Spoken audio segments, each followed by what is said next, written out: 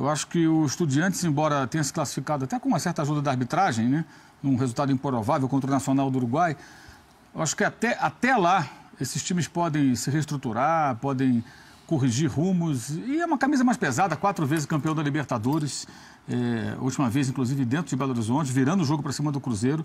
Eu não levo fé no Colo-Colo, adversário do Corinthians, um dos maiores amarelões, embora tenha uma Libertadores do futebol sul-americano, um time que sempre fracassa, decepciona sua torcida na hora H, já perdeu até torneio, até sul-americano em casa para time mexicano já perdeu.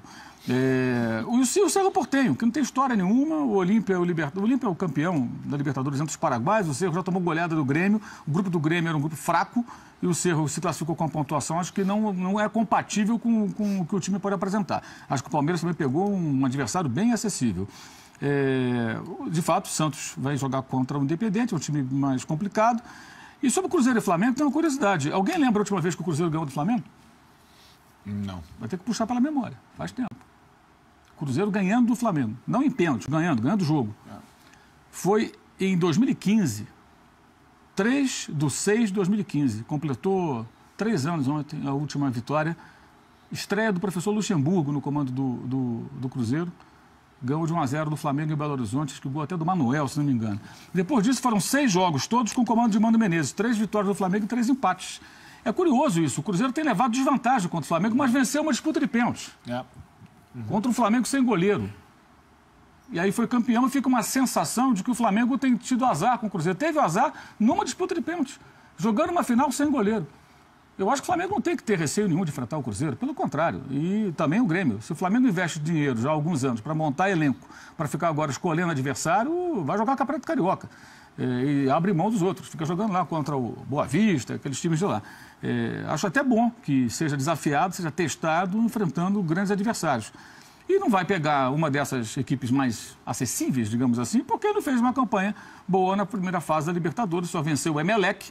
Então foi segundo da chave e aí não vai ter a chance de pegar esses times. Embora eu acho também que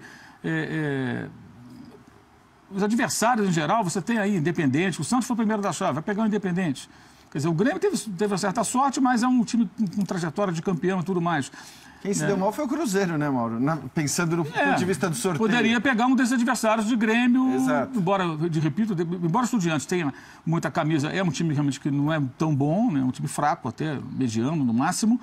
Mas acho que o confronto Racing e River aqui também acabou dando uma ajustada nisso aí. Porque poderia, por exemplo, um brasileiro pegar o Racing, né, e de repente o River pegar o Flamengo e o Cruzeiro cruzar com sei lá com quem.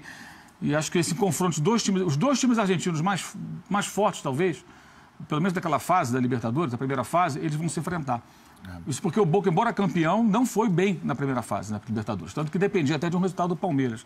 Mas eu não me iludo com isso, não. Acho que até voltar a Libertadores e tudo mais, as equipes passam por transformações e muita coisa muda, né? E lembrando até que o próprio Atlético Nacional passou por esse risco, mas conseguiu, em 2016, se recuperar, contratando alguns jogadores para os lugares dos que saíram, entre eles o Borja, né?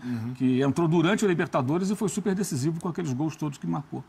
Até queria fazer uma ressalva aqui, teve gente já me questionando ali aqui no intervalo, sei o que e tal, Colo-Colo é amarelão, o Colo-Colo é amarelão, o Flamengo é amarelão de Libertadores. Falar isso mais do que eu falo, pô, só andar com uma placa pela rua. O Flamengo é um grande amarelão de Libertadores. Todo mundo sabe disso, eu falo isso sempre. São os dois times que mais fazem papelão em tempos recentes da Libertadores.